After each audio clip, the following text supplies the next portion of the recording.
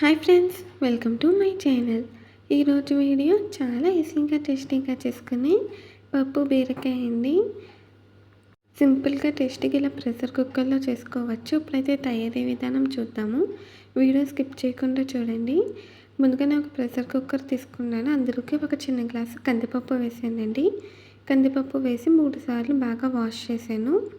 తర్వాత బీరకాయని కూడా ఇలా ముక్కలుగా కట్ చేసి తయారు చేసి పెట్టుకున్నానండి. బీరకాయని పీల్ చేసి వాష్ చేసి ఇలా ముక్కలుగా కట్ చేసుకోవాలి. తర్వాత ఉల్లిపాయ ముక్కలు, పచ్చిమిర్చి, కరివేపాకు అన్నీ కూడా తీసి పెట్టుకున్నాను. మనకి ఉదయాన్నే లంచ్ బాక్స్కి టైం అయితే ఉండదు కదండి. హడావుడిగా ఉన్నప్పుడు ఇలా ప్రెషర్ కుక్కర్లో చేసుకోవచ్చు. అలాగే టేస్టీగా కూడా ఉంటుంది.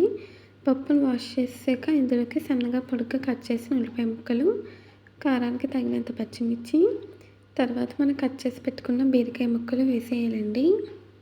బీరకాయలు కొన్ని చేదు బీరకాయలు ఉంటాయి. చేదు బీరకాయలు కాకుండా మామూలు తీసుకోవాలండి, లేదంటే కర్రీ టేస్ట్ కూడా చేదుగా అయిపోతుంది. బీరకాయలు వేసానండి. తర్వాత కరివేపాకు వేసాను కొద్దిగా. ఇప్పుడు కొంచెం పసుపు, మనం తీసుకున్న క్వాంటిటీకి తగ్గట్టుగా వేసుకోవాలండి. తర్వాత కొద్దిగా కారం వేసాను. పచ్చిమిర్చి కూడా వేస్తాం కాబట్టి కారం చూసుకొని వేసుకోవాలి. తర్వాత రుచికి సరిపడా ఉప్పు. మీరు కనుక ఫస్ట్ టైం మా ఛానల్ చూస్తున్నట్టయితే ప్లీజ్ లైక్ సబ్స్క్రైబ్ చేయండి. తర్వాత చింతపండు వేసానండి. ఇప్పుడు కొద్దిగా వాటర్ వేసుకోవాలి.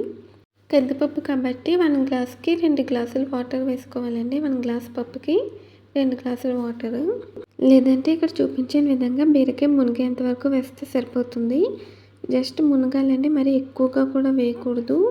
తర్వాత ఒకసారి మిక్స్ చేసి మూత పెట్టేసాను. విజిల్ కూడా పెట్టేసానండి.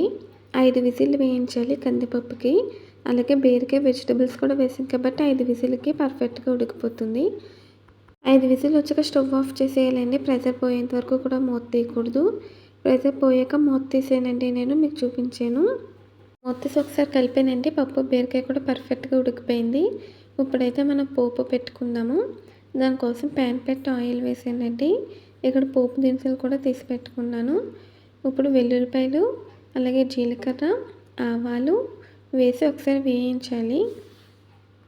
ఇవి కొంచెం ఫ్రై అయ్యాక ఎండుమిర్చి, కరివేపాకు వేసి ఫ్రై చేయాలండి. పోపు అయితే ఫ్రై అయిపోయింది. ఇప్పుడు మనం దీన్ని పప్పులో వేసేసుకుంటే రెడీ అయిపోయినట్టేనండి.